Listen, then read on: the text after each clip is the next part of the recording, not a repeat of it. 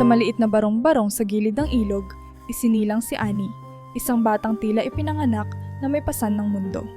Ang kanilang tahanan ay gawa sa pinagtagpi-tagping yero at kahoy, kung saan ang bawat kaluskos ng hangin ay tila nagpapaalala sa kahinaan ng kanilang mga dingding.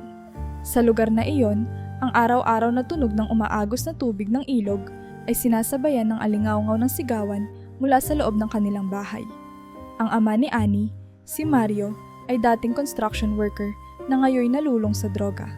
Madalas siyang umuwing lasing, may amoy ng alak at usok ng sigarilyo.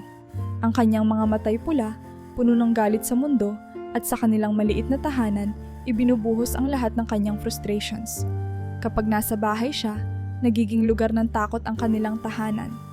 Ang bawat kilos ni Annie at ng kanyang kuya na si Edsel ay pinag-iingatan upang hindi ito magdulot ng galit kay Mario. Samantala, ang ina niyang si Lilia ay walang ibang inaatupag kundi ang pagsusugal.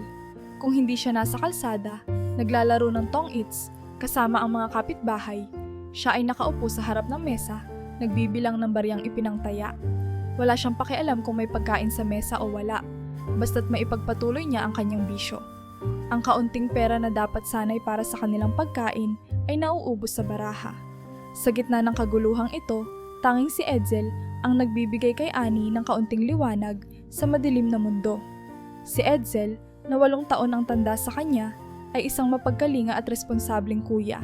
Sa murang edad, siya na ang tumayong magulang para kay Annie.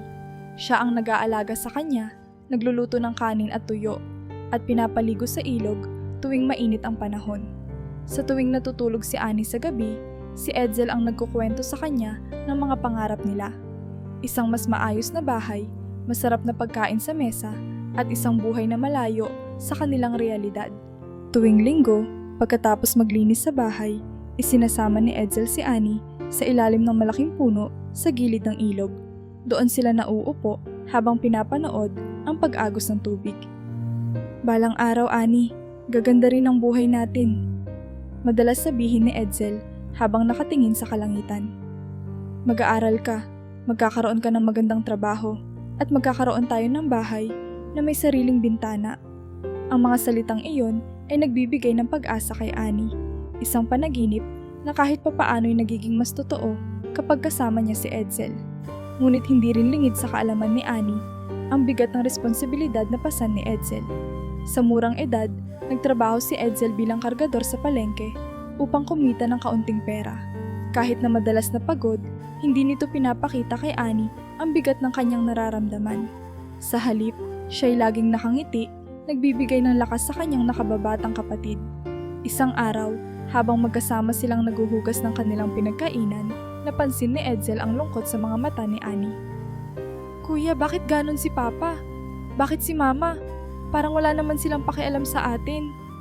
Tanong ng bata na may kasamang luha sa kanyang mga mata. Hinaplos ni Edsel ang buhok ni Annie at hinawakan ang kanyang kamay. Annie, hindi natin kayang baguhin ang ugali nila, pero kaya nating baguhin ang takbo ng buhay natin. Kaya huwag kang susuko, ha? Ako ang bahala sa'yo. Ang mga salitang iyon ang naging sandigan ni Annie tuwing pakiramdam niya'y wala ng pag-asa. Kahit na ang mundo sa paligid niya ay tila nagkakawatak-watak, ang pagmamahal ni Edsel ang nagiging dahilan upang magpatuloy siya. Ngunit hindi lingid kay Annie na sa bawat araw na lumilipas, palalim ng palalim ang mga problema sa kanilang pamilya. Si Mario ay lalong nagiging mapanakit, si Lilia ay nagiging mas pabaya, at ang kanilang tahanan ay tila nagiging kulungan ng pangarap na hindi matutupad. Gayunpaman, si Annie at Edsel ay patuloy na nangangarap. Patuloy na kumakapit sa maliit na pag-asang dala ng bawat bituin sa langit na kanilang tinitingala sa ilalim ng puno. Sa kabila ng kahirapan, nanatiling buo ang loob ni Edsel at Annie. Ngunit walang kamalay-malay si Annie na sa kabila ng mga ngiti ng kanyang kuya, may unos na paparating na babago sa kanilang buhay magpakailanman. Malalim na ang gabi at tahimik na ang kalsadang dinadaanan ni Edsel pauwi mula sa trabaho. Bitbit niya ang kaunting sahod mula sa pagiging kargador sa palengke, masaya siyang naglalakad habang iniisip kung paano ito ipantutustos sa pangangailangan nila ni Annie. Sa kabila ng kanyang pagod, ang pag-asa na maibigay ang kaunting kaginhawaan para sa kanyang kapatid ang nagiging lakas niya. Sa isip niya, bukas ay lulutuin niya ang paboritong sinigang ni Annie gamit ang ilang sariwang gulay na binili niya mula sa palengke. Ngunit sa isang madilim na sulok ng eskinita, biglang sumulpot ang tatlong lalaki na may hawak na patalim. "Pare, mukhang may dalang pera to." Bulalas ng isa na may ngiting puno ng kasamaan. Napahinto si Edsel at agad na naramdaman ang kaba sa kanyang dibdib, ngunit sinikap niyang kumalma. "Wala akong pera mga pare," sambit ni Edsel, bagamat mahigpit niyang hawak ang maliit na envelope na naglalaman ng sahod niya. "Huwag ka nang magkunwari, alam namin galing ka sa palengke," sagot ng isa habang mabilis na inagaw ang envelope mula sa kanyang kamay. Pilit itong nilabanan ni Edsel, ngunit malakas ang tatlo at mabilis nilang nakuha ang envelope. "Pare, baka lumaban pa to," sabi ng isa sa mga lalaki habang tinutukan si Edsel ng patalim. "Mangyaring kunin niyo na yung pera, huwag niyo na akong saktan." Pagsusumamo ni Edsel, nanginginig ngunit matapang pa rin. Subalit tila wala itong epekto sa mga kriminal. Isa sa kanila ang tumulak kay Edsel at siya'y napasubsob sa lupa. Bago pa siya makapagsalita ulit, isang malamig na talim ang tumusok sa kanyang tagiliran. "Paano na ngayon ha? Ayaw mo pang bumitaw kanina," sabi ng isa habang humahalakhak. Tumakbo silang tatlo, iniwan si Edsel sa madilim na kalsada, duguan at walang magawa. Sa kanyang paghinga ng malalim, ang huling nasa isip niya ay si Annie. "Pasensya na, Annie," bulong niya bago tuluyang nawala ng malay. Kinabukasan, nagising si Annie sa isang kakaibang katahimikan. Hindi pa dumarating si Edsel. Naghintay siya, umaasang maririnig niya ang pamilyar na yabag ng kuya niya papasok sa bahay. Ngunit sa halip, kumatok ang kanilang kapitbahay. "Annie, may masamang balita," bungad nito. Tumigil ang mundo ni Annie nang marinig niyang natagpuan ang bangkay ng kanyang kuya sa eskinita. Sa kanilang tahanan, walang pumansin sa pagkawala ni Edsel. Ang kanyang ina, si Lilia, ay abala pa rin sa pagsusugal at nagalit pa nang hindi makapagbigay si Annie ng pera. Ang kanyang ama naman ay lasing at walang pakialam. "Ano pa ba magagawa natin? Patay na siya," malamig na sabi ng kanyang ina nang subukang magtanong si Annie ng tulong para maiburol si Edsel. Halos mabaliw si Annie sa sakit. Ang taong nagbigay ng pag-asa sa kanya, ang kuya niyang nagmahal at nag-alaga, ay wala na. Sa kawalan ng pag-asa, iniwan niya ang kanilang tahanan. Hindi niya kayang manatili sa lugar na puno ng alaala ni Edsel, ngunit walang pagmamalasakit ang kanyang mga magulang. Kinuha niya ang maliit na bag na naglalaman ng ilang piraso ng lumang damit at lumakad papalayo sa kanilang bahay. Sa unay wala siyang ideya kung saan pupunta. Ang nagugutom niyang sikmura ay nag-udyok sa kanya na maghanap ng pagkain, ngunit ang tanging nakikita niya ay mga basurahan. Sa kabila ng pangamba, pilit niyang nilabanan ang hiya at naghalukay sa basura, naghahanap ng anumang pwedeng kainin. Doon niya natutunan ang hirap ng pagiging palaboy, ang maghanap ng pagkain sa kalye, ang matulog sa malamig na bangketa, at ang pakiramdam ng pagkakait ng dignidad. Isang gabi, habang siya'y nakahiga sa gilid ng daan, tinitingala niya ang mga bituin. Naalala niya ang sinabi ni Edsel noong sila'y magkasama pa. "Balang araw, gaganda rin ang buhay natin." Ngunit sa mga sandaling iyon, tila napakalabo ng liwanag ng bituin. Pinilit niyang kumapit sa natitirang alaala ng kanyang kuya, ngunit bawat araw na lumilipas ay tila pinapatay nito ang kanyang pag-asa. Ngunit sa kabila ng sakit at hirap, isang bagay ang nanatili sa puso ni Annie. Ang pangako niyang ipagpapatuloy ang mga pangarap ni Edsel.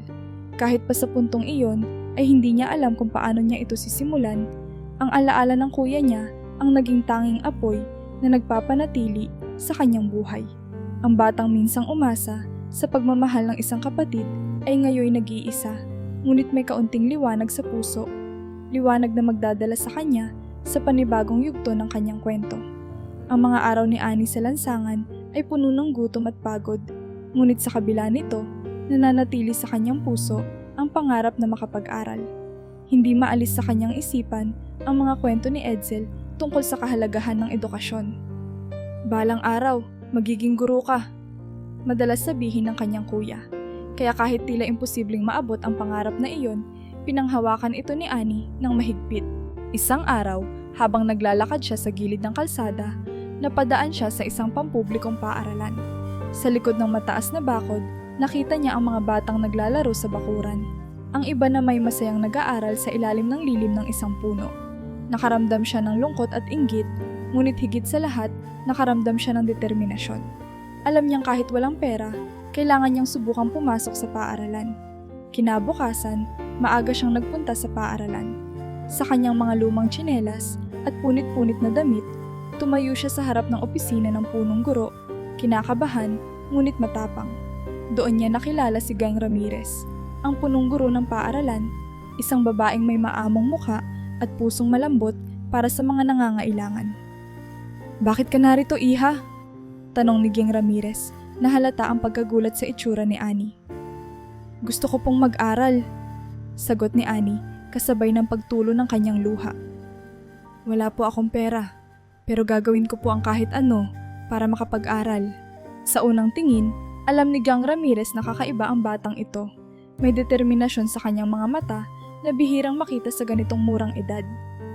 "Wala kang mga magulang na magpapaaral sa'yo?" tanong ng guro. Umiling si Annie. "Wala po, sila po. Hindi nila ako kayang suportahan."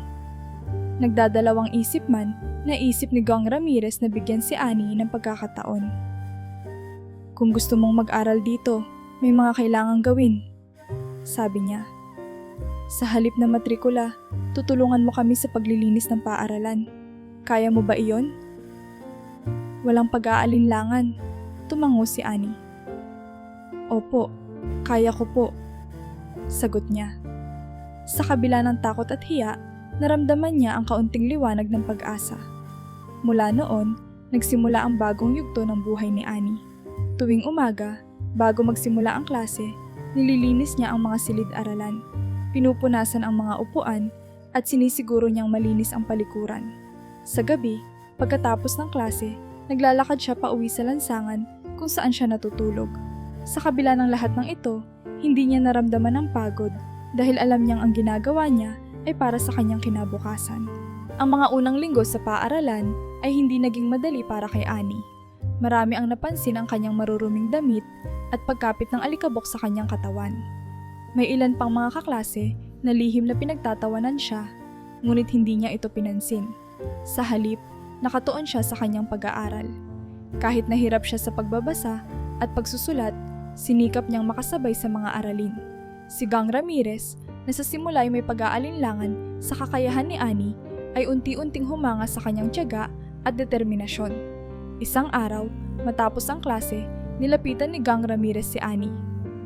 "Annie, alam kong mahirap ang sitwasyon mo," sabi ng guro habang inaabot ang isang supot na may laman. "Kunin mo ito, kaunting pagkain para may lakas kang mag-aral." Nanlaki ang mga mata ni Annie. "Salamat po," sabi niya, halos hindi makapaniwala. Para kay Annie, ang simpleng kabutihan na iyon ay napakalaking bagay na. Habang lumilipas ang mga buwan, natutunan ni Annie ang halaga ng tiyaga at pagiging mabuti sa kabila ng lahat ng kanyang pinagdadaanan. Hindi lamang siya natutong magbasa at magsulat, kundi natutunan din niya ang kahalagahan ng disiplina at pasasalamat. Ang bawat araw sa paaralan ay nagiging patunay na kahit nasa ilalim siya ng hirap, may liwanag pa ring naghihintay sa dulo ng kanyang paglalakbay. Sa mga mata ng ibang guro at estudyante, si Annie ay nagiging inspirasyon.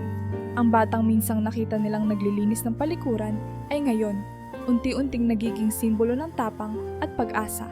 At sa bawat araw na lumilipas, mas lalo niyang pinanghahawakan ang pangarap na binitiwan sa kanya ni Edsel, ang maging isang tao na kayang baguhin ang kanyang kapalaran sa pamamagitan ng edukasyon. Sa kabila ng hirap at pangungutya na naranasan ni Annie sa paaralan, may mga araw na tila binibigyan siya ng pagkakataon ng buhay na makahinga. Isang umaga, habang abala siya sa paglilinis ng silid-aralan bago magsimula ang klase, biglang pumasok ang isang batang babae na may masayahing ngiti. Siya si Sarah, isang kaklase ni Annie na kilala sa pagiging palabiro at palakaibigan. "Annie, ikaw na naman ang naglilinis?" tanong ni Sarah, nakaupo sa isang upuan habang pinapanood si Annie.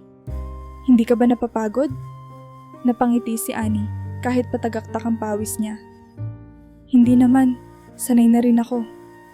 Lumapit si Sarah at inabutan siya ng panyo.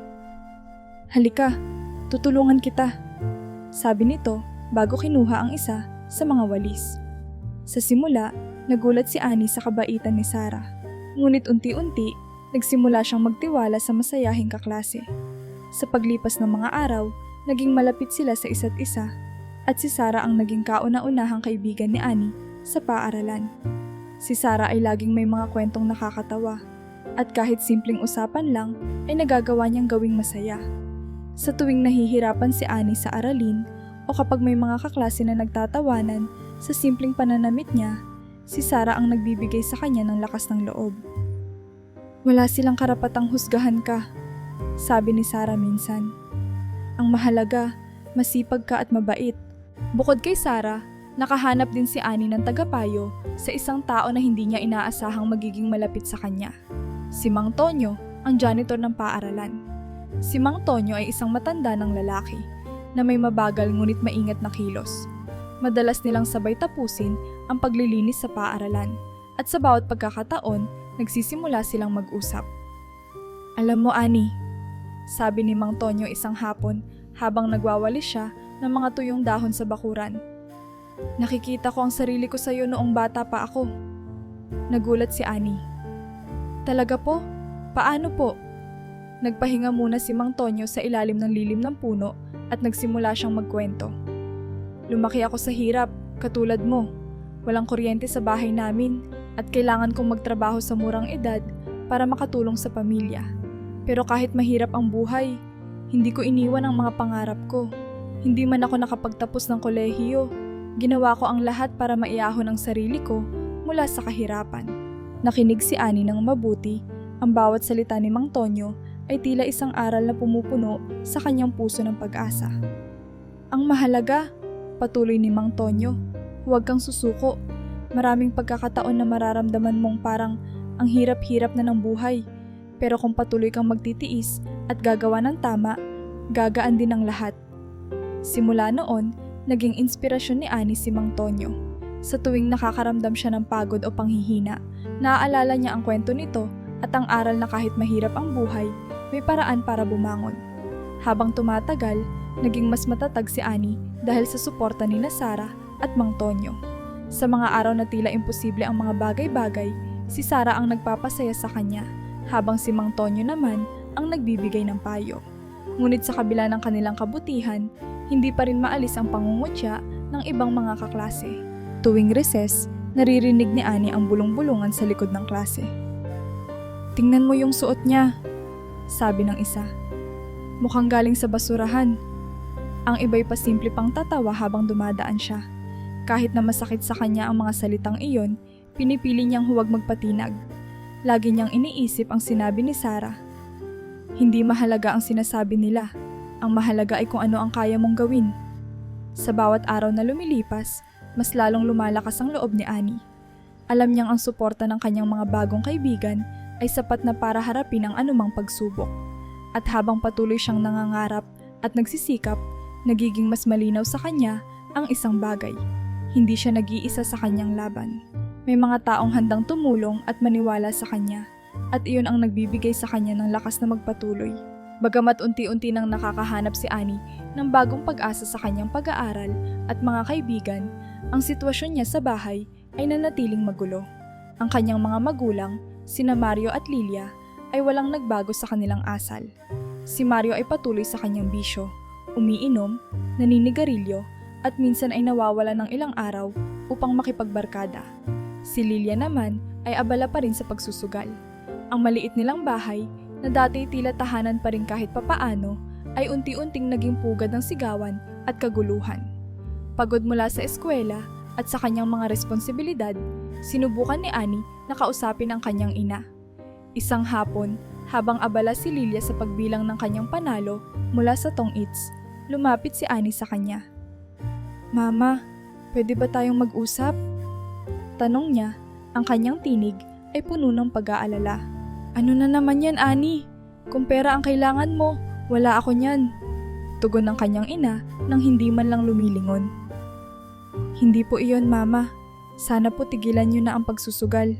Mas kailangan po natin ng pera para sa pagkain. O kahit man lang po para ayusin ang bahay. Pakiusap ni Annie, pilit na itinatago ang nangingilid niyang luha.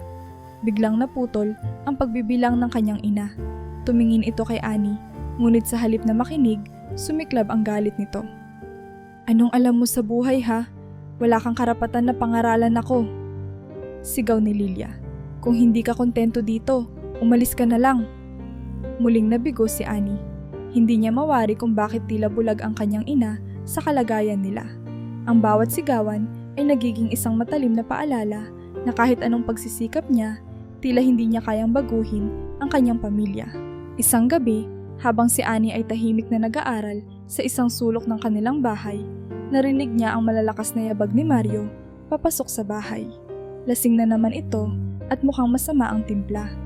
Napansin nito ang maliit na kahon na itinatago ni Annie sa ilalim ng kanyang higaan. Nilapitan ni Mario ang kahon at sinubukang buksan ito. Ano to ha? Pera mo? Tanong ni Mario, sabay hawak sa ilang baryang laman ng kahon. Dapat ibigay mo to sa amin. Naiipon ko po yan para sa eskwela, Papa. Sagot ni Annie, halos nanginginig sa takot. Ngunit hindi pinakinggan ni Mario ang kanyang paliwanag. Eskwela? Ano bang mapapala mo dyan? Mas kailangan namin to. Hindi na nakapagtimpi si Annie at pilit niyang kinuha ang kahon mula sa kanyang ama. Ngunit sa lakas nito ay hindi niya ito nagawa. Hindi mo naiintindihan, Papa. Para sa akin po to. Para sa pangarap ko. Sigaw ni Annie. Ngunit sa halip na makinig, itinapon ni Mario ang kahon at nagkalat ang kaunting baryang ipon niya sa sahig. Napaupo si Annie, umiiyak habang pinupulot ang mga barya. Kinagabihan, sa gitna ng katahimikan, nagpa siya si Annie na hindi na siya mananatili sa bahay na iyon. Kinuha niya ang kanyang maliit na bag, inilagay ang natitira niyang gamit at tahimik na lumabas ng bahay. Walang paalam, walang lingon-likod. Tumungo siya sa tanging lugar na alam niyang may tatanggap sa kanya. Ang bahay ni Sarah, ang kanyang masayahing kaklase. Pagdating niya sa bahay ni Sarah, sinalubong siya nito ng ngiti at yakap. Annie, anong nangyari? Bakit ka nandito? Tanong ni Sarah, halatang nag-aalala. Wala na akong kayang balikan sa bahay, Sarah. Pansamantala lang, dito muna ako. Sagot ni Annie, habang pinipilit itago ang kanyang pagod at lungkot. Sa kabila ng kanyang kalagayan, ramdam niya ang init ng pagtanggap ng pamilya ni Sarah. Pinatuloy siya sa maliit na kwarto nito, kung saan sa unang pagkakataon sa mahabang panahon, nakaramdam siya ng tunay na kapayapaan.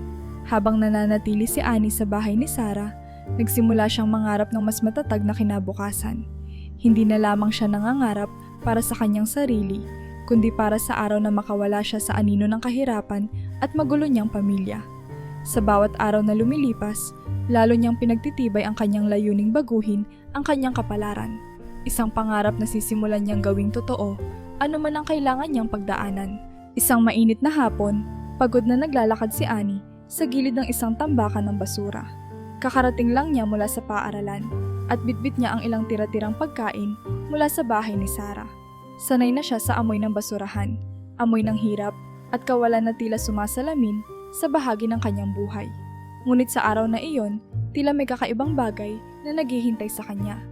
Habang naghahanap ng maaaring mapakinabangan, napansin niya ang isang luma at maruming school bag na bahagyang nakabaon sa tumpok ng basura. Ito'y kupas na ang kulay, puno ng mga mantsa at may bahagyang sira sa gilid. Hindi ito kapansin-pansin para sa iba, ngunit sa mata ni Annie, ito'y tila may kung anong misteryo na nagtutulak sa kanya na damputin ito. Pinulot niya ang bag at tinanggal ang mga nakadikit na dumi. Ano kaya ang laman nito? Tanong niya sa sarili habang kinakapa ang bigat ng bag. Alam niyang luma na ito, ngunit maingat pa rin niyang binuksan ang zipper. Sa unay puro kalat lamang, mga papel na halos wala ng sulat at ilang punit na notebook. Subalit naramdaman niya ang kakaibang bigat sa isang bahagi nito. Hindi na niya iyon binuksan nang tuluyan sa tambakan. Sa halip, dinala niya ang bag pabalik sa bahay ni Sarah. Bitbit ang kaba at pananabik. Habang naglalakad, napansin niyang may ilan sa kanilang mga kapitbahay ang tumatawa sa kanya. Hoy Annie, bakit ka may dalang basura? Ano yan? Bagong gamit mo. Sigaw ng isang ali mula sa kanto kasabay ng hagik-hik ng ilan pa. Hindi nyo na kailangang malaman. Mahinang sagot ni Annie sa sarili, ngunit patuloy siyang lumakad ng tuwid. Hindi alintana ang kanilang pangungutya. Alam niyang wala silang maiintindihan at wala siyang obligasyong magpaliwanag. Pagdating sa bahay ni Sarah, sinuri niya ulit ang bag. Sa pagkakataong ito, binuksan niya ang isang maliit na bulsa sa loob. Doon niya nakita ang isang bungkos ng pera. Malalaking halaga na halos hindi pa niya nakikita sa buong buhay niya. Nagulat siya at agad na nakaramdam ng kaba. Bakit kaya naiwan ang ganito kalaking pera sa tambakan? Tanong niya sa sarili. Ang pera ay nakabalot pa sa isang lumang plastik na tila sinadyang itago ng maayos. Hindi pa man natatapos ang kanyang pagsusuri, dumating ang kanyang mga magulang. Si Mario, lasing na naman, ay napansin agad ang hawak ni Annie. Ano yan, Annie? Tanong nito, halatang nakakahalata na. Wala po, Papa. Wala lang. Sagot ni Annie habang mabilis na itinago ang bag sa likod niya. Ngunit hindi siya nakaligtas sa masusing tingin ni Mario. Maging si Lilia, na kararating lamang mula sa pagsusugal, ay napansin ang bag at nagtanong din. May laman ba yan? Ano bang tinatago mo? Tanong ng kanyang ina na may halong pagka-interes. Dahil alam ni Annie na mapupunta lang sa masama ang anumang makukuha ng kanyang mga magulang, itinago niya ang bag sa ilalim ng kama ni Sarah. Hindi po importante, basura lang po ito. Pagsisinungaling niya, umaasang mapaniwala niya ang mga ito. Ngunit alam niyang hindi matatapos ang tanong at hinala ng kanyang mga magulang kung hindi siya mag-iingat. Kinagabihan, habang tahimik ang lahat, kinuha ni Annie ang bag at inisa-isa ang laman nito. Ang perang natagpuan niya ay higit pa sa inaasahan niya. Sa isip niya, pwedeng-pwede na itong gamitin upang baguhin ang kanyang buhay. Ngunit kaakibat ng ganitong kalaking halaga ay ang takot at duda. Saan galing ang pera? Baka may nagmamay-ari nito. Ano ang gagawin niya kung hanapin ito? Sa kabila ng lahat ng tanong sa kanyang isipan, isa lamang ang malinaw kay Annie. Hindi niya ito maibibigay sa kanyang mga magulang. Alam niyang ang perang ito, kung mapunta sa kanila, ay mawawaldas lamang sa bisyo ng kanyang ama at pagsusugal ng kanyang ina. Pinanghawakan niya ang responsibilidad na alagaan ang pera habang iniisip kung ano ang nararapat na gawin. Sa unang pagkakataon, napagtanto ni Annie na ang paghawak ng ganito kalaking halaga ay hindi lamang tungkol sa pera.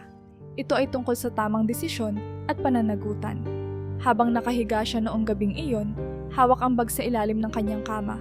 Alam niyang ang natagpuan niyang kayamanan ay magdadala ng malaking pagbabago sa kanyang buhay, ngunit hindi niya pa alam kung paano niya sisimulan ang susunod na hakbang.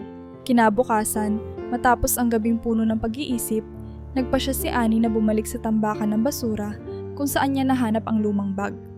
Sa kanyang isipan, may posibilidad na may naghahanap ng bag na iyon. Habang naglalakad, dama niya ang bigat ng desisyon. Isang hindi niya kailanman inasahan na kailangang gawin sa murang edad. Pagdating niya sa tambakan, binalikan niya ang eksaktong lugar kung saan niya nakita ang bag. Pinagmasdan niya ang paligid, umaasang makakahanap ng senyales o taong naghahanap sa naiwang ari-arian. Sa kabila ng alikabok at init ng araw, naghintay siya ng matagal. Wala siyang nakita o nakilala. Sa isang sulok ng tambakan, isang lalaki ang biglang sumulpot. Matangkad siya, may manipis na bigote at suot ang simpleng damit na tila pangkaraniwang manggagawa. Hinahanap mo ba ang may-ari ng bag na nahanap mo? Tanong nito na ikinagulat ni Annie. Opo, sagot ni Annie, nagulat ngunit may halong kaba. Kayo po ba ang may-ari? Ngumiti ang lalaki at tumango. Oo, ako nga, sagot niya. Matagal ko nang hinahanap ang bag na iyon. Salamat at binalik mo. Hinugot ni Annie mula sa kanyang bitbit na supot ang bag at iniabot ito sa lalaki. Pasensya na po kung natagalan. Gusto ko pong tiyakin na sa tamang tao ito mapupunta. Sa halip na kunin ang bag, tinignan siya ng lalaki nang malapitan. Alam mo bang maraming hindi gagawin ang ginawa mo? Kung ibang tao ang nakakita ng bag na iyan, malamang ay hindi na ito ibinalik. Alam ko po, tugon ni Annie, pinipilit manatiling matapang sa kabila ng kaba. Pero, hindi tama ang itago ang hindi akin. Ngumiti ang lalaki. Mabuti ang puso mo, bata. Ang pangalan ko'y Jonathan. Pakilala niya, kasabay ng pag-abot ng kanyang kamay. Nagpakilala rin si Annie, ngunit nanatili ang kanyang pagdududa. Kayo po ba talaga ang may-ari? Bakit po ninyo naiwan ito sa tambakan? Tumawa ng bahagya si Jonathan, tila nasisiyahan sa katanungan ng bata. Sinusubok lang kita, Annie. Alam kong matapat kang bata, pero gusto kong makita kung kaya mong panindigan iyon. Nagulat si Annie sa sagot ni Jonathan. Paano po ninyo ako kilala? Tanong niya, bakas sa mukha ang pagtataka. Matagal na kitang inoobserbahan. Paliwanag ni Jonathan. Nakita kita noong nagpalaboy-laboy ka sa kalsada. Alam ko ang kwento mo, kung paano ka nawalan ng kapatid, at kung paano ka nagsikap makapag-aral, kahit na sobrang hirap ng buhay. Bata ka pa lang, pero alam ko nang may mabuti kang puso. Hindi nakapagsalita si Annie. Hindi niya lubos maisip kung bakit may isang estranghero na naglalaan ng panahon upang obserbahan ang buhay niya. Dagdag ni Jonathan, Annie, ang perang laman ng bag na iyon, peke iyon. Ginawa ko lang iyon upang malaman kung ano ang gagawin mo kung makita mo ito. At tama ang naging desisyon mo. Iyan ang nais kong makita. Halos hindi makapaniwala si Annie sa narinig. Peke po ang pera? Bulalas niya, iniisip ang mga oras na ginugol niya sa pangangalaga sa bag. Tumango si Jonathan. Oo, pero hindi iyon ang mahalaga. Ang mahalaga ay ipinakita mo na kahit sa gitna ng hirap, kaya mong piliin ang tama. At dahil dyan, gusto kitang tulungan. Paano niyo po ako tutulungan? Tanong ni Annie, na ngayon ay mas naging maingat. Ibigay mo lang sa akin ang tiwala mo, Annie. Pangako ko, simula ngayon, hindi ka na mag-iisa. Sagot ni Jonathan na tila may kakaibang katiyakan sa kanyang tinig. Sa kabila ng lahat ng kanyang pinagdaanan, nagdadalawang isip pa rin si Annie. Ngunit sa tingin ni Jonathan, nakita niya ang tapang at kabutihang loob na pinipilit niyang alagaan sa kabila ng hirap ng buhay.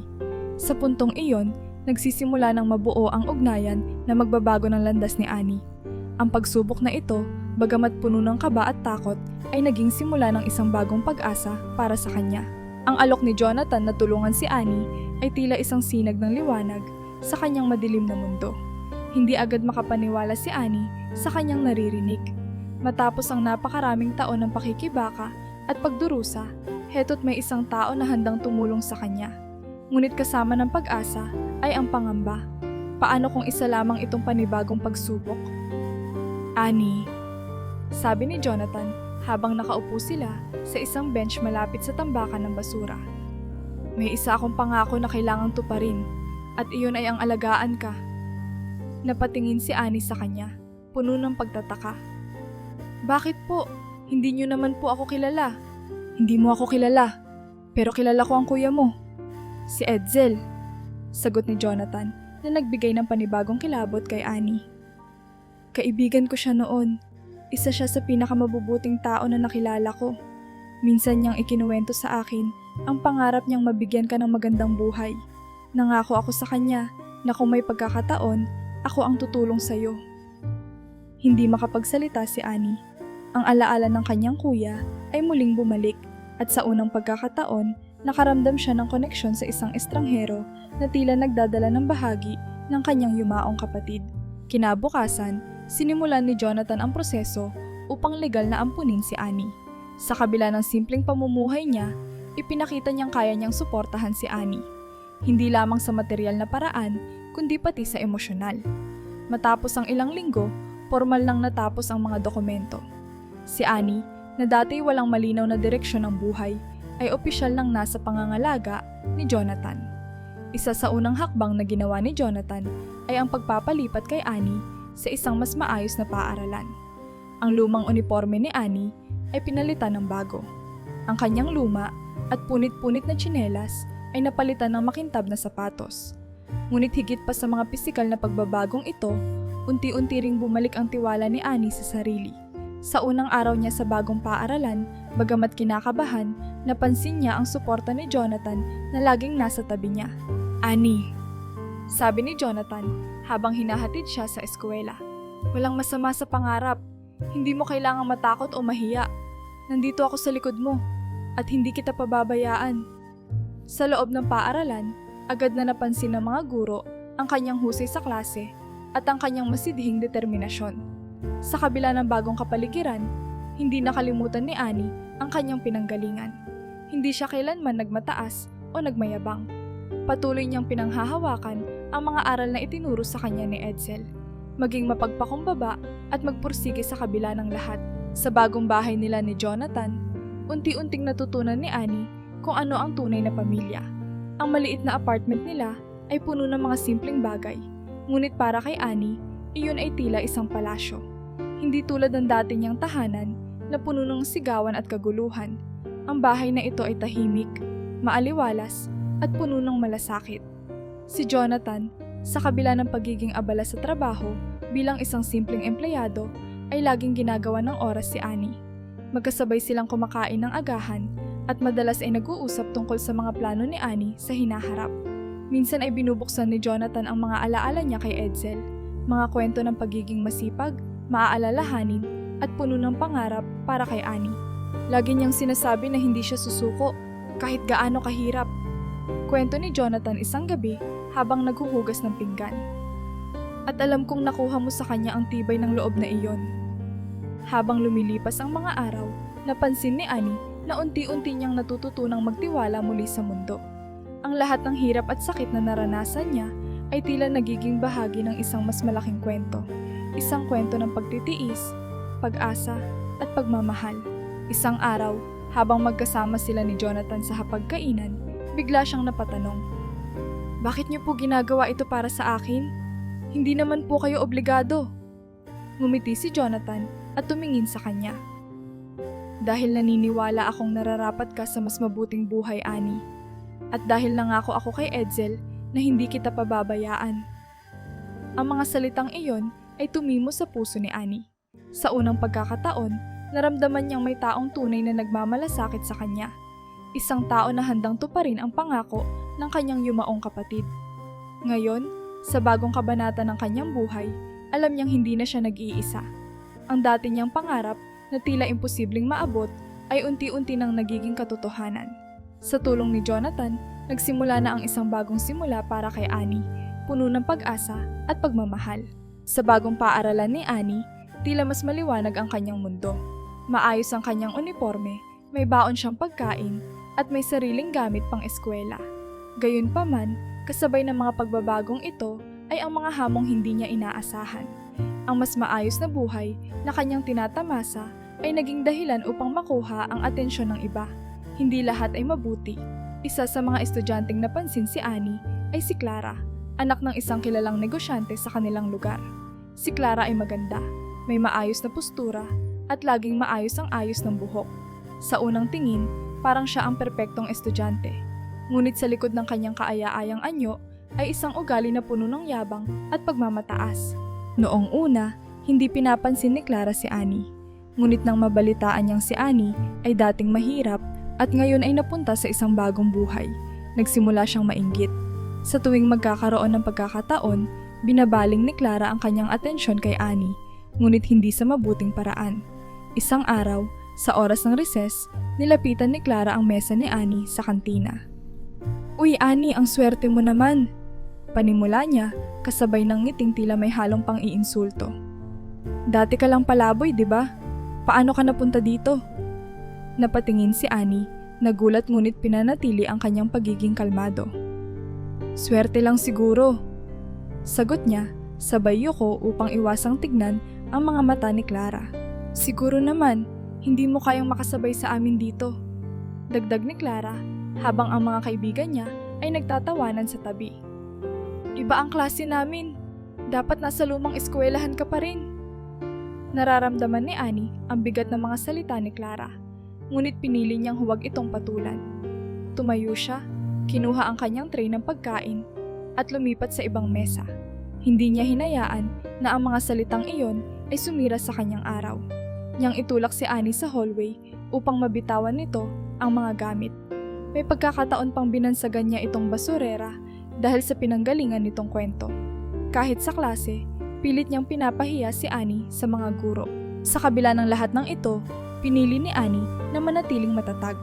Alam niyang hindi siya ang dating si Annie na walang boses. Sa halip, inaalala niya ang mga pangaral ng kuya niyang si Edsel at ang suporta ni Jonathan. Ang mahalaga, ginagawa mo ang tama.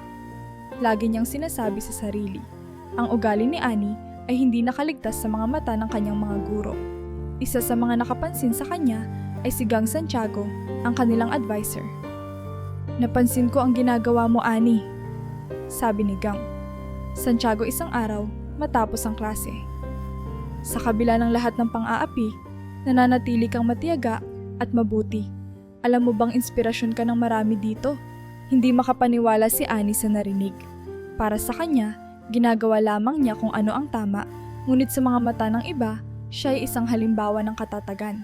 Ang mga salitang iyon mula kay Gang Santiago ay nagbigay sa kanya ng panibagong lakas upang magpatuloy. Habang patuloy ang pang-aapi ni Clara, nagkaroon naman si Annie ng mas malalapit na kaibigan na sumusuporta sa kanya. Ang mga ito ang nagbibigay sa kanya ng lakas upang harapin ang bawat araw. Sa bawat insulto at pang-iinsulto ni Clara, mas pinipilit ni Annie na ipakita ang kanyang kakayahan sa klase. Nag-aral siya ng mabuti at naglaan ng higit pang oras upang patunayan na hindi hadlang ang kanyang pinanggalingan upang makamit ang tagumpay. Sa huli, ang tiyaga ni Annie ay nagdala ng mabuting bunga. Naging isa siya sa pinakamahuhusay na estudyante sa klase at ang kanyang mga guro ay lalong humanga sa kanya. Bagamat patuloy siyang sinisiraan ni Clara, hindi nito kayang takpan ang liwanag ng kanyang tagumpay. Para kay Annie, ang bagong hamon na ito ay isa lamang pagsubok na nagpapalakas sa kanya. Alam niyang hindi madaling makamit ang kanyang mga pangarap, ngunit sa bawat hakbang na kanyang ginagawa, mas lalo niyang napapatunayan na kaya niyang lampasan ang lahat ng balakid. Kahit pa ito ay nasa anyo ng isang Clara na pilit siyang ibinabagsak. Habang tumatagal ang pananatili ni Annie sa piling ni Jonathan, napansin niya ang ilan sa mga kakaibang kilos nito. Bagamat mabait at maalaga, may mga pagkakataon na tila laging malalim ang iniisip ni Jonathan. Madalas din itong tumigil sa gitna ng kanilang mga pag-uusap. Tila may mga bagay na gustong sabihin, ngunit pinipigilan ang sarili. Hindi ito nakaligtas kay Annie, na sa kabila ng kanyang tiwala kay Jonathan, ay nagsimulang magtanong sa kanyang isipan. Isang hapon, habang nag-aayos si Annie ng mga libro niya para sa paaralan, napansin niya ang isang kahon na nakatago sa ilalim ng kama ni Jonathan. Ito ay natatakpan ng alikabok at halatang matagal nang hindi nabubuksan. Hinila niya ito at binuksan ng marahan. Sa loob, nakita niya ang ilang lumang larawan at papeles. Isa sa mga larawang iyon ay nagpakita kay Jonathan, ngunit hindi ito ang Jonathan na kilala niya. Nakasuot ito ng maruming damit, mukhang payat, at may kasama pang mga lalaking mukhang hindi maganda ang reputasyon. Binalik ni Annie ang kahon sa ilalim ng kama, ngunit hindi niya maiwasang magtanong sa sarili, sino si Jonathan noon? Kinagabihan, hindi na napigilan ni Annie ang kanyang sarili. Habang nagkakape sila sa maliit na kusina, nagtanong siya, "Jonathan, may itinatago ka ba sa akin?" Napahinto si Jonathan at tumingin kay Annie. "Bakit mo naman naitanong?" "Nakita ko po ang mga lumang larawan sa ilalim ng kama niyo," sagot ni Annie. Ang boses ay halatang kinakabahan. "May mga lalaki doon. Mukhang hindi sila mabubuting tao. Kayo po ba? Naging kasama niyo sila?" Tumahimik si Jonathan ng ilang saglit. Halata ang bigat ng kanyang iniisip. Pagkatapos, malalim siyang huminga at tumingin kay Annie. "Siguro, panahon na para malaman mo ang totoo." Ikinuwento ni Jonathan ang kanyang nakaraan. Isang buhay na puno ng maling desisyon at kasalanan. Lumaki siya sa isang mahirap na pamilya tulad ni Annie, ngunit sa halip na piliin ang tamang landas, napadpad siya sa masamang gawain. Naging bahagi siya ng isang grupo ng mga kriminal na sangkot sa pagnanakaw at panloloko. Sa halos kalahati ng kanyang buhay, si Jonathan ay nabuhay sa ilalim ng takot at kasalanan.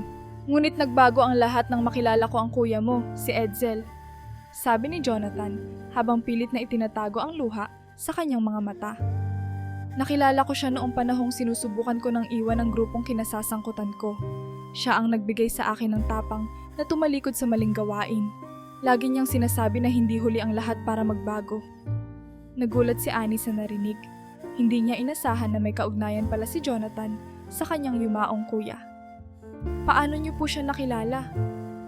Isang gabi, nakita niya ako sa isang madilim na kalsada. Sugatan matapos akong pagtangka ang saktan ng mga dating kasama ko. Dinala niya ako sa bahay niyo at inalagaan. Hindi mo siguro natatandaan dahil napakabata mo pa noon. Doon ko nalaman ang tungkol sa'yo, kung paano mo siya tinuturing na bayani at kung gaano kanya kamahal. Tumulo ang luha ni Annie habang nakikinig. Hindi niya alam na ganoon kalaki ang naging epekto ng kanyang kuya sa buhay ni Jonathan. Ngunit hindi natapos doon ang kwento ni Jonathan. Ipinagtapat din niya kung paano nagbago ang kanyang buhay matapos ang trahedyang sinapit ni Edsel. Noong napatay siya, iyon ang pinakamalaking dagok sa akin. Parang nawala ang liwanag sa mundo ko. Pero kasabay ng lungkot, ipinangako ko sa sarili ko na hindi ko hahayaang masayang ang mga itinuro niya sa akin. Kaya iniwan ko na ang lahat ng maling gawain at nagsimula akong magtrabaho ng marangal. Sa simula, nagduda si Annie sa tunay na intensyon ni Jonathan. Paano ko po malalaman na talagang nagbago na kayo? Tanong niya. Wala akong maibibigay na patunay maliban sa ginagawa ko para sa'yo ngayon. Sagot ni Jonathan. Alam kong hindi ko mabubura ang nakaraan ko, pero nais kong ituwid ang lahat sa pamamagitan ng pagtulong sa'yo. Hindi ko man nabayaran ang utang ko kay Edsel noon. Gagawin ko ang lahat para tuparin ang pangako ko sa kanya. Sa mga sumunod na araw, unti-unting nakita ni Annie ang katapatan ni Jonathan. Sa kabila ng kanyang madilim na nakaraan, pinatunayan nitong ang pagbabago ay posible. Hindi lamang siya tumayo bilang tagapag-alaga ni Annie, kundi bilang inspirasyon na kaya niyang gamitin ang kanyang edukasyon upang abutin ang kanyang mga pangarap. Annie, sabi ni Jonathan isang gabi habang pinapanood nila ang mga bituin mula sa bintana.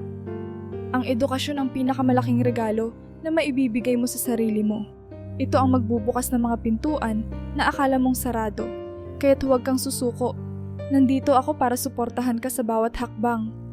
Ang mga salitang iyon ay naging lakas ni Annie sa mga panahong nakakaramdam siya ng pag-aalinlangan.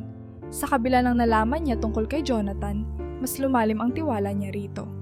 Ang kanyang yumaong kuya, si Edsel, ay tila muling nabuhay sa anyo ni Jonathan. Isang tao na, sa kabila ng mga pagkakamali sa nakaraan, ay nagbago at ginawang misyon ang pagtulong sa iba. Ang mga taon ng pagsisikap at pagsasakripisyo ni Annie ay nagbunga ng isang tagumpay na minsan lamang niyang pinangarap. Sa huling taon niya sa high school, naging malinaw sa lahat na siya ang pinakamahusay sa kanilang klase. Hindi lamang sa akademya siya nagpakitang gilas. Naging inspirasyon din siya sa kanyang mga kaklase dahil sa kanyang tiyaga, kababaang loob, at hindi matatawarang determinasyon. Noong araw ng pagtatapos, punong-puno ang auditorium ng paaralan. Ang bawat estudyante ay sabik na tinatanggap ang kanilang diploma, ngunit ang pinakahihintay ng lahat ay ang pagtawag sa pangalan ng valedictorian.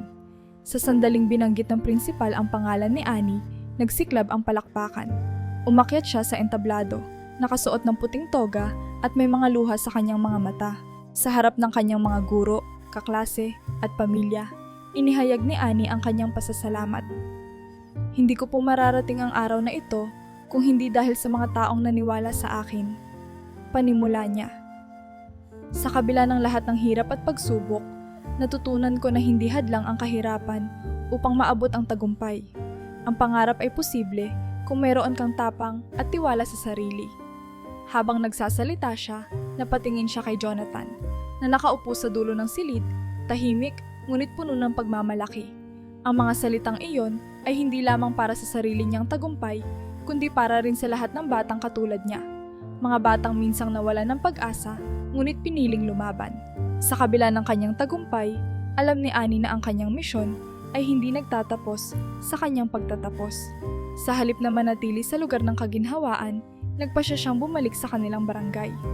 Ang mga alaala ng kanyang dating buhay ay muling bumalik habang naglalakad siya sa mga makipot na kalsada at nakikita ang mga batang palaboy sa lansangan.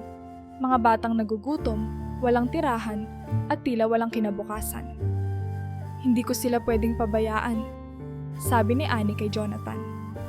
Gusto kong tulungan sila, kagaya ng pagtulong mo sa akin. Sinimulan ni Annie ang kanyang layunin sa pamamagitan ng simpleng programa para sa mga batang lansangan. Nagtipon siya ng ilang mga bata sa kanilang lugar at nagturo ng mga pangunahing aralin tulad ng pagbasa, pagsusulat at pagbibilang. Sa ilalim ng isang puno, gamit ang ilang piraso ng papel at lapis, unti-unting nabuo ang munting eskwelahan ni Annie. Sa tulong ni Jonathan, ang maliit na programa ay lumaki. Ginamit ni Jonathan ang kanyang mga koneksyon upang makapagpatayo ng isang simpleng silid-aralan. Hindi ito marangya, may mga upuang gawa sa kahoy at pisara na yari sa lumang plywood. Ngunit ito ay nagsilbing kanlungan ng pag-asa para sa maraming bata sa barangay. Sa bawat araw na dumadaan, dumadami ang mga batang pumapasok, sabik na matuto at makaranas ng kaunting ginhawa mula sa kanilang pang-araw-araw na buhay. Ang kabutihan ni Annie ay unti-unting kumalat sa kanilang lugar. Ang dating batang minamaliit at pinagtatawanan ay ngayoy tinitingala ng marami. Ang kanyang kwento ng tagumpay ay nagbigay inspirasyon sa mga magulang, guro at kabataan. Ang kanyang eskwelahan ay hindi lamang naging lugar ng pag-aaral, kundi isang simbolo ng pagbabago. Isang paalala na kahit sa gitna ng kahirapan, mayroong pag-asa. Isang araw, habang pinagmamasdan niya ang mga batang masayang nag-aaral sa kanyang eskwelahan, napagtanto ni Annie kung gaano nakalayo ang kanyang narating. Ang dating maliit na batang nangangarap sa ilalim ng puno kasama ang kanyang kuya ay ngayon naging isang tagapagtaguyod ng pag-asa para sa iba. Sa kabila ng lahat ng hirap, ang pangarap na itinanim sa kanyang puso ni Edsel ay namunga, hindi lamang para sa kanya, kundi para sa buong komunidad. Sa bawat hakbang na ginagawa ni Annie, laging nariyan si Jonathan, tahimik ngunit matatag na sumusuporta. Sabi ko sa'yo, hindi kita pababayaan, madalas niyang sabihin. Ito ang pangako ko kay Edsel, at ngayon, pangako ko na rin ito sa lahat ng batang natutulungan mo. Ang tagumpay ni Annie ay hindi lamang nasusukat sa kanyang mga naabot na layunin, kundi sa dami ng buhay na kanyang nabago. Sa maliit na barangay na minsang naging lugar ng kanyang pinakamalalim na sugat, siya ay naging simbolo ng pagbangon. Mula sa isang batang walang pag-asa, si Annie ay naging huwara ng determinasyon at pagmamalasakit, isang tunay na inspirasyon sa kanilang lugar.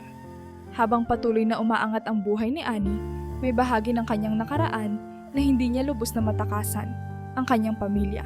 Bagamat masaya siya sa mga naabot niya, hindi maalis sa kanyang isipan ang sugat na iniwan ng kanyang mga magulang. Sa kabila ng lahat ng tagumpay na naranasan niya, naroon pa rin ang pait ng kanilang pagpapabaya, ang sakit ng kawalang malasakit, at ang lungkot ng mga panahong iniwan nila siyang mag-isa sa harap ng mundo. Isang araw, habang nag-aasikaso si Annie ng kanyang mga estudyante sa maliit na paaralang itinayo niya, dumating ang isang pamilyar na figura. Nakita niya sa pintuan ang kanyang ina, si Lilia. Hawak ang kanyang lumang bag na tila naglalaman ng mga damit. Mukha itong pagod, ang mga mata ay namumula at halatang hindi sanay sa ganoong kababang loob. Sa tabi nito ay nakatayo ang kanyang ama, si Mario, na noon lamang niya muling nakita mula nang tumakas siya sa kanilang bahay. Annie, mahina ngunit nanginginig na wika ni Lilia. Patawarin mo kami. Napako si Annie sa kinatatayuan niya. Hindi niya alam kung ano ang sasabihin o gagawin. Sa lahat ng inaasahan niyang mangyayari, hindi niya inakala na darating ang araw na makikita niya ang kanyang mga magulang sa ganitong kalagayan. Bakit ngayon pa, Mama? Tanong niya, ang boses ay halatang may halong sakit at galit. Sa dami ng pagkakataong kailangan ko kayo, bakit ngayon lang kayo humarap sa akin? Tumulo ang luha ni Lilia. Alam ko, Annie. Alam kong napabayaan ka namin, nawala kami sa tamang landas, at hindi namin nagampanan ang tungkulin namin bilang mga magulang mo. Pero hindi na namin kayang dalhin ang bigat ng konsensya namin. Gusto naming itama ang lahat, kahit papaano. Hindi madali para kay Annie ang tanggapin ang mga salitang iyon. Ang mga alaala ng gutom, takot at kawalan ng pag-asa ay bumalik sa kanya, tila nanunumbalik ang sugat ng nakaraan. Ngunit habang nakatingin siya sa kanyang ina at ama, napansin niya ang pagbabago sa kanilang mga mukha. Hindi na ito ang parehong mga taong makasarili at pabaya. May tunay na pagsisisi sa kanilang mga mata. Matapos ang ilang minutong katahimikan, lumapit si Annie sa kanyang mga magulang. Masakit pa rin. Wika niya, ang boses ay puno ng emosyon. Pero tinuruan ako ni Kuya Edsel at ni Jonathan na matutong magpatawad. Kaya kung talagang gusto ninyong magbago, tatanggapin ko kayo. Sa kondisyon na sisikapin ninyong itama ang inyong pagkakamali. Niyakap siya ng kanyang ina, mahigpit at puno ng pagsisisi. Ang kanyang ama naman ay humarap sa kanya at nagsabi, "Salamat, Annie. Hindi na kami karapat-dapat, pero gagawin namin ang lahat upang patunayan na kaya naming magbago." Hindi nagtagal. Nabalitaan ni Clara ang dating pangunahing kontrabida sa buhay ni Annie, ang kanyang kwento ng tagumpay. Isang araw, nagpakita si Clara sa paaralan ni Annie. Nakasando ito ng simpleng damit, malayo sa dati nitong marangyang itsura. Halata sa mukha nito ang kaba habang papalapit kay Annie. "Annie," wika ni Clara, "pwede ba kitang makausap?" Nagulat si Annie, ngunit pinanatili ang kanyang pagiging kalmado. "Ano ang kailangan mo, Clara?" Tanong niya, tinatantiya ang intensyon nito. Napayuko si Clara. "Gusto kong humingi ng tawad. Alam kong marami akong nasabi at nagawa noon na hindi maganda sa'yo. Naiinggit ako dahil kahit ang dami mong pinagdadaanan, nagawa mo pa ring magtagumpay. Hindi ko yun naintindihan noon.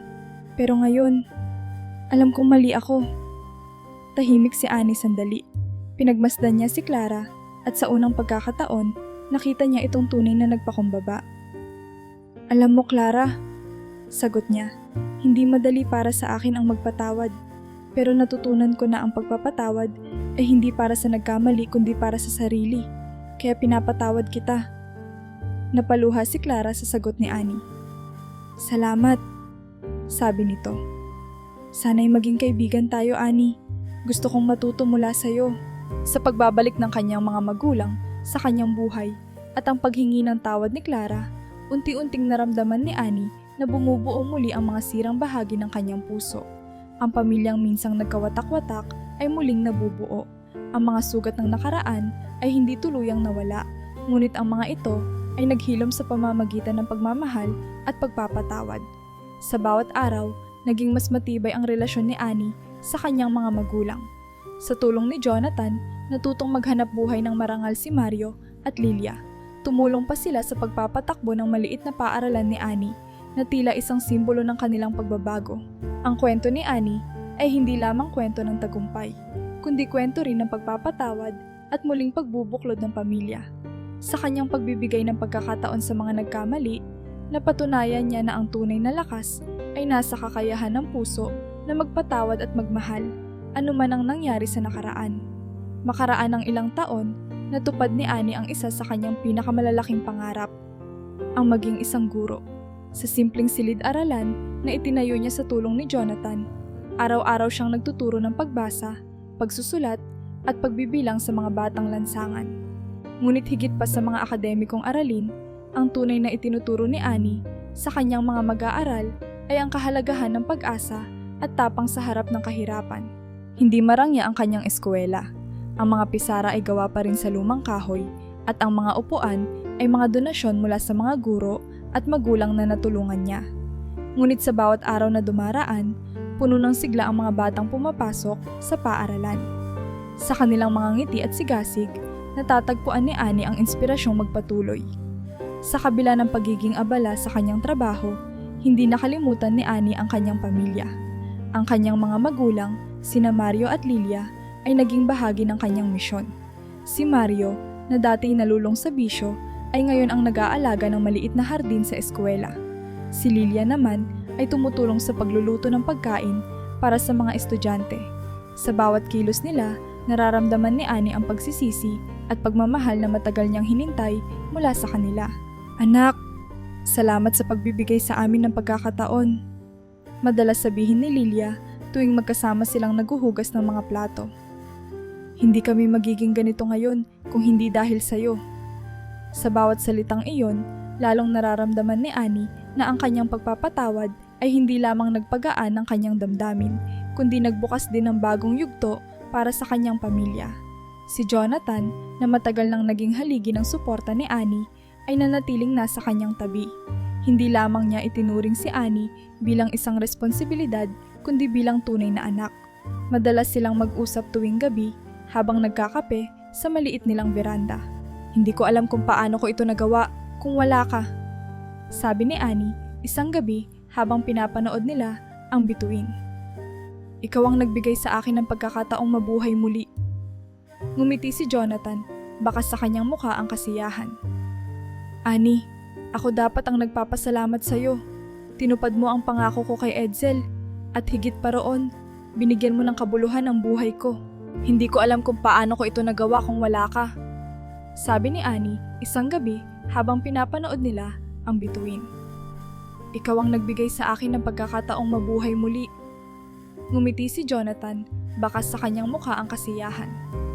Annie, ako dapat ang nagpapasalamat sa iyo. Tinupad mo ang pangako ko kay Edsel at higit pa roon, binigyan mo ng kabuluhan ang buhay ko. Hindi ko alam kung paano ko ito nagawa kung wala ka. Sabi ni Annie isang gabi habang pinapanood nila ang bituin. Ikaw ang nagbigay sa akin ng pagkakataong mabuhay muli. Ngumiti si Jonathan, bakas sa kanyang mukha ang kasiyahan. Annie, ako dapat ang nagpapasalamat sa iyo. Tinupad mo ang pangako ko kay Edsel at higit pa roon, binigyan mo ng kabuluhan ang buhay ko. Masaya at kontento na ngayon si Jonathan sa buhay na kanyang tinatahak. Ang dati niyang mga sugat mula sa nakaraan ay tuluyan ng naghilom. Pinalitan ng pagmamalasakit at pagmamahal na natutunan niyang ibigay kay Annie. Ang kwento ni Annie ay naging kilala sa kanilang bayan. Hindi nagtagal, ang kanyang maliit na paaralan ay naging mas malawak. Sa tulong ng iba pang mga guro at lokal na pamahalaan, nakapagpatayo sila ng dagdag na mga silid-aralan at nakapagbigay ng libreng edukasyon sa mas maraming bata. Maraming magulang ang lumapit sa kanya, humihingi ng payo kung paano nila matutulungan ang kanilang mga anak na magkaroon ng mas mabuting kinabukasan. Naging simbolo si Annie ng tapang at pagsusumikap. Ang kanyang kwento ay hindi lamang tungkol sa pag-ahon mula sa kahirapan, kundi pati na rin sa kakayahan ng tao na magbago at magpatawad. Sa bawat salaysay ng kanyang tagumpay, palagi niyang binabanggit ang mga taong naging bahagi ng kanyang paglalakbay. Si Edsel, na nagbigay sa kanya ng pundasyon ng mabuting asal. Si Jonathan, na nagsilbing gabay at tagapag-alaga. At ang kanyang mga magulang, na sa kabila ng kanilang mga pagkakamali ay natutong magbago. Sa huling bahagi ng kanyang buhay, naisip ni Annie ang kahalagahan ng lahat ng kanyang pinagdaanan. Hindi ang karangyaan, hindi ang mga papuri ng iba, kundi ang mabuting puso at malasakit sa kapwa ang tunay na kayamanan. Isang araw, habang naglalakad siya sa eskwela, nakakita siya ng isang batang babae na nakaupo sa isang sulok, nagbabasa ng librong iniregalo niya. Napangiti si Annie habang iniisip ang kanyang sarili noon. Isang batang puno ng pangarap at takot, ngunit hindi sumuko. Sa sandaling iyon, alam niya na ang kanyang misyon ay nagtagumpay na. Siya ay hindi lamang guro ng akademikong aralin, kundi guro rin ng pag-asa at pagbabago. Ang kwento ni Annie ay hindi lamang nagtapos sa tagumpay, kundi sa patuloy na pagbibigay ng pag-asa sa iba. Ang kanyang simpleng eskwelahan ay naging isang palatandaan na kahit gaano kahirap ang simula, kayang makamit ang masayang katapusan kung may mabuting puso at tapang na harapin ang bawat hamon ng buhay.